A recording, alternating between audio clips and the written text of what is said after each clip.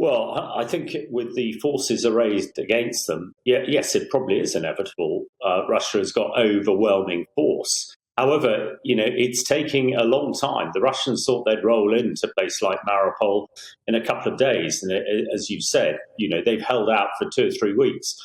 And when, looking at the Syrian playbook, which is exactly what Putin is using here, it took 4 years to take Aleppo, a town of a similar size. And Aleppo, there were 400,000 people trapped as well. And in fact, the only way they took it in the end was to use chemical weapons, which is a big concern of mine, particularly at the moment. But it is strategically important. And the Russians will hope to wrap this up pretty quickly. But I don't think they will. I think there are an awful lot of casualties to happen between now and when that happens, so that they can move on to the north.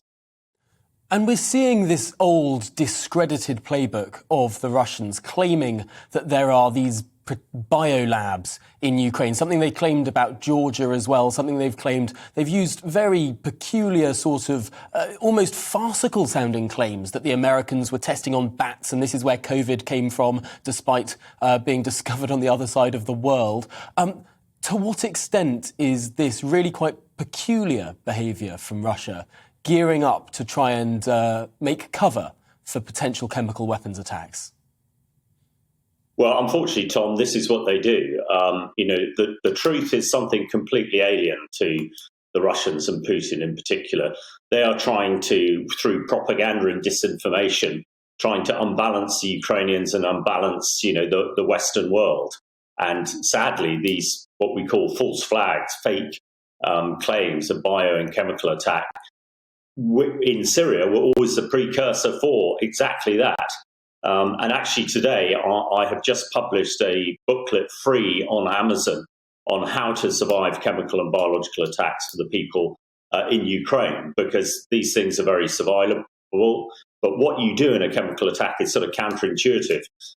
People think you hide underground to get away from bombs and bullets. That's true. But if you do that with a chemical attack, the chemicals get you underground. So what I'm trying to do is educate the civilian population, as we did in Syria, and save thousands of lives. And if the Russians think that their chemical and biological attacks are going to be less effective, hopefully they won't use them.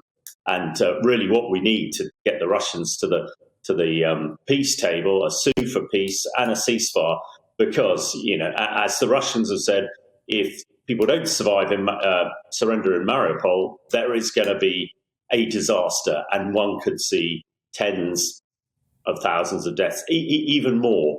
And there will also be many Russian casualties. And that is his strategic weakness at the moment, is Russian military casualties. But of course, people in Russia are not hearing your program. They're not getting the true story, and we need to try and get that story to them so that they can unseat this dictator.